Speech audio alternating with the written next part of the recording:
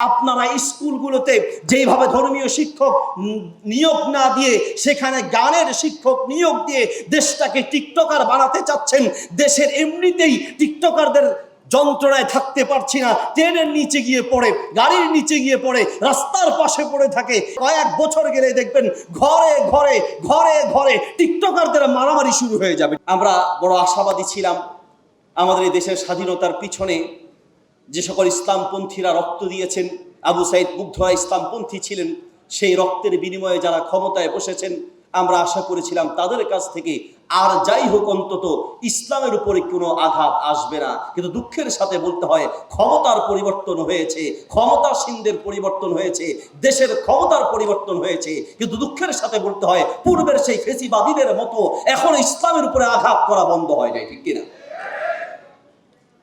আমি বলে যেতে চাই ছোট মুখে একটি কথা হৃদয় থেকে বলে যেতে চাই, তা হচ্ছে আমাদের বর্তমান ক্ষমতাসীনদের মনে রাখা উচিত পূর্বের শিক্ষামন্ত্রী যিনি একটি কথার পর্যায়ে গিয়ে বলেছিলেন বাংলাদেশের যেই মাদ্রাসাগুলো সেগুলোকে ব্যাঙের ছাতার সাথে তুলনা করেছিলেন।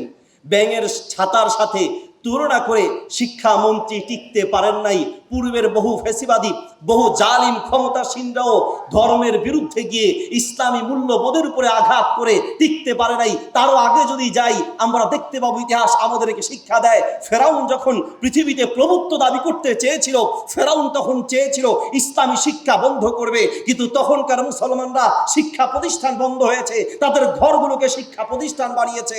আমরাও বলে যেতে চাই, মনে রাখবেন আমাদের মুখ বন্ধ করা সম্ভব হতে পারে, কিন্তু ইসলামের উপরে আঘাত আসলে, ধর্মের উপরে আঘাত আসলে মনে রাখবেন আমার মুখ বন্ধ হবে।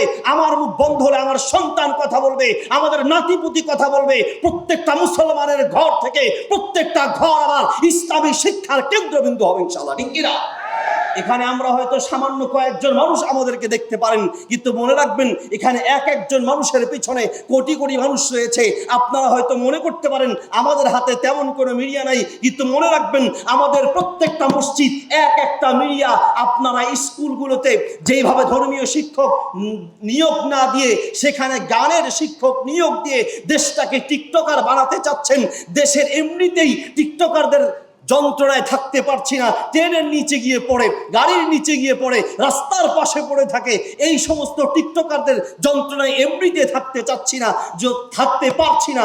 আর যদি স্কুলগুলোতে গানের শিক্ষক নিয়োগ হয় তাহলে কয়েক বছর গেলে দেখবেন ঘরে ঘরে ঘরে ঘরে টিকটকারদের মারামারি শুরু হয়ে যাবে, ঠিক কিনা? সম্মানিত উপস্থিতি, প্রশাসনের কাছে আমাদের অনুরোধ হচ্ছে আমরা আমাদের এই দেশে, আমাদের এই জাতিকে আমরা ধর্ষকদের জাতি বানাতে চাই না, টিকটকারদের জাতি বানাতে চাই না। যদি ধর্মীয় শিক্ষার সত্যিকার মূল্যবোধ তৈরি করা না যায়, ধর্মীয় শিক্ষক নিয়োগ দেওয়া না হয়, দুঃখের সাথে বলতে হয়